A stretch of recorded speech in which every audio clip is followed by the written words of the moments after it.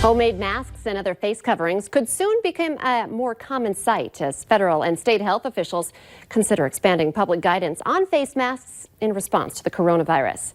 Minnesota's state health commissioner said yesterday that a face mask is not a bad idea when out in public, like going to a grocery store. Rhonda Franklin is studying the effectiveness of homemade masks for the U of M's Institute for Engineering and Medicine.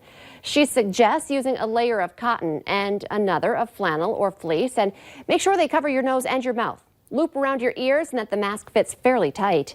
For now, CDC guidelines still say if you are not sick, you do not need to wear a face mask unless you're caring for someone who is sick. But the CDC director says as many as 1 in 4 people who are infected show no signs of having the virus. Police say a man who was arrested after coughing on a Moorhead grocery store employee does not have COVID-19. The guy is in jail after officers were called to Cashwise when he claimed to have COVID-19 after coughing on the worker.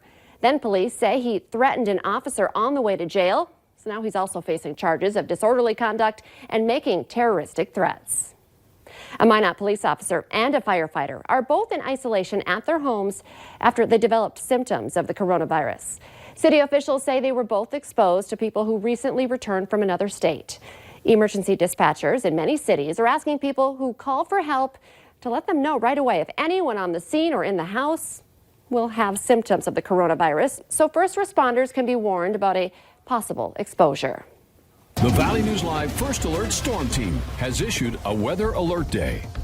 It's a tough one out there. Messy situation, icy and slick here just to start off the day. And in some places we haven't even seen any snow yet. And we're already running into a lot of problems. And that is because our temperatures are dropping as the rain's moving in. We're seeing that ice and freezing rain and sleet starting before the changeover here later today. Once that happens, we'll be dealing with that heavy, wet snow coming up. And some of us already starting to see some of that snow starting out west. So slippery roads. We've got the ice, we've got the snow, we've got slippery sidewalks and porches too. If you're just getting ready to step out the door, please be careful as you do so here. And we're looking at potential buildup on power lines in those areas where we're getting the icing, and that could have some issues for you with power. Reduced visibility where the snow is falling, and then wind on top of that. We're looking at winds that'll be 30s to 40 miles per hour today. And the other issue we've got going on, the ongoing flooding and flooded ditches. We've added more rain to the system, especially in the southern valley, so those might have gone up. Combine that with slick roads and a potential hazard for us here this morning. Here's a look at one of the photos that we've got from the rain, that sleet that moved through this morning in Fargo. This is actually from Chief Meteorologist Hutch Johnson. It was up early with ice on the windshield there. Good buildup that you're going to have to scrape off in the FM Metro. East Grand Forks, same thing. We're looking at a covered camera looking quite blurry because of the rain and the ice that's been there. We've got some reports of some ice and sleet happening in Grand Forks, and a messy radar map here. Rain to the east, snow or sleet or a mix going on out to the west. Sometimes the radar doesn't handle the precip type very well because it's melting as it's falling. But as we're looking at Grand Forks in Fargo, you can see that we've got a mixed bag of weather going on, the potential for some freezing rain and some sleet and mixed rain and snow happening here. Fargo's been a lot of freezing rain and sleet happening, and we're still seeing it. Looks like we might be getting into a little bit of a break, maybe just some spotty sprinkles there. Grand Forks still in the thick of it. Jamestown seeing some light snow reported there, and Devil's Lake back over to the east, a big pocket of dry air in Lakes Country right now. This isn't the end of it though. More will be moving in. It is warmer to the east. We're still above freezing there. Anywhere where our temperatures are at freezing or below, definitely have to watch out for some ice on those roadways. And here's the wind, stronger to the west at the moment, a gust to 35 in Jamestown. So we're adding ice, and then on top of that, as this system works through, we're going to add snow. We've got the potential for several inches of snow, a tough one to nail down because we've got a lot of sleet and precipitation mixed in. That will take away from snowfall totals here, but some of us could see several inches, especially out west and up into extreme northwest Minnesota as this moves through. Ending on Friday, and then looking a lot better for Saturday. Now for a look at traffic, here's Devin Fry with the Valley Today's Traffic on the Move. Thanks, Lisa. We're checking in from I-29 to finish off this hour. We're heading north toward Grand Forks. Overall, the road conditions this morning, they've been getting a little bit worse and worse as we've gone through the morning. When we first started, the rain was fairly light. It was definitely still a nuisance, but it's really starting to come down more consistently now, and it has created some very slick roadways. On the side roads, it's slick roadways plus some areas of built up rain. a little bit of standing water on the sides of the road that could have potential to pull you around a little bit. So be on the lookout for both of those factors. But the main issue I ran into are the slick road conditions. One area in particular, the I-29 overpass on 32nd Avenue, definitely had to pump the brakes a little bit going into a traffic light there. So just make sure you're watching yourself at intersections, anywhere you have to make a turn, things like that. The road conditions are very slick this morning. I cannot stress that enough. Give yourself plenty of extra time if you have to leave the house today. We're going to keep checking out the roadways in the next hour in the Fargo CW, but for right now, for your traffic on the move, I'm Devin Fry.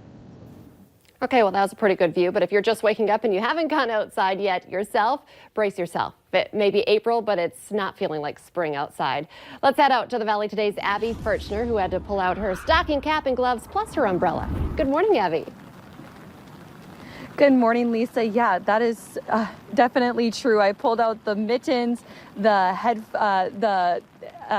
the rain boots, the umbrella. I brought it all out today because it's definitely not the best weather we're having. It's cold, sleet-like rain that we're experiencing just in the last 15 minutes. It's really started to come down here. We're outside of the Moorhead Mall where we were yesterday because we wanted to also give you a look too at where we're at with flooding. Now that it's a little bit brighter, you can see that the rain is just bouncing off of the river, and this is going to add to those rising tides as well.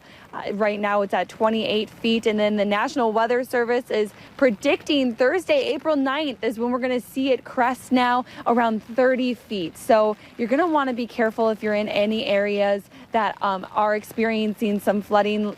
Just 6 inches. Just 6 inches of moving water can knock you off of your feet, and then just 2 feet of rushing water can move a car. And so if you're driving around and you notice that the road is blocked off, even if that's your normal route, don't go around those barriers. They're in there for your safety. And then, like Lisa mentioned too, that water is definitely accumulating in those ditches. So drive careful when you're out today. But like I've said, before heading out the door, even walking to your car, you're going to get blasted with that cold gust of wind and this sleet-like rain. So make sure you have your umbrella, your hat, and your rain boots ready to go.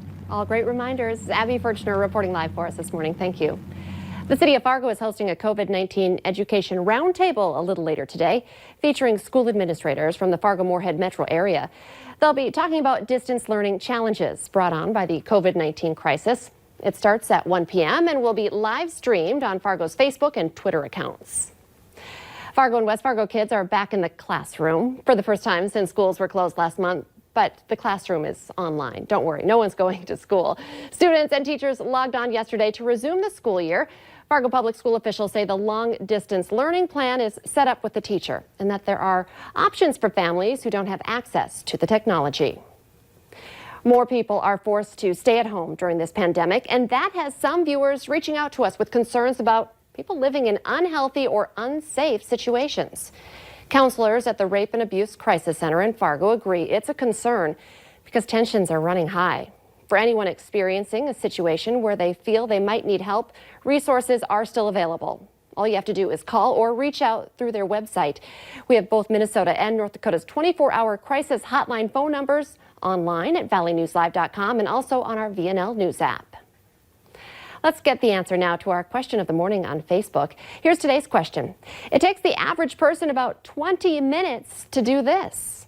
What are we talking about? We had some great guesses. The answer, take a selfie. I would agree. I also need to take about 100 of pictures before I can actually decide that I like one of them. I'm not alone, am I? Remember, you can play along every weekday morning by heading to our Valley News Live Facebook page. Thank you for tuning in to the Valley today. We want to take some time to pledge to you that we're working hard to make sure you are staying informed during this COVID-19 pandemic. There are several ways you can do it, including valleynewslive.com or our VNL News app and on our Valley News Live Facebook page. The Today Show and CBS This Morning are just about to start, but remember, the Valley Today rolls on. You can join us right now on the Fargo CW.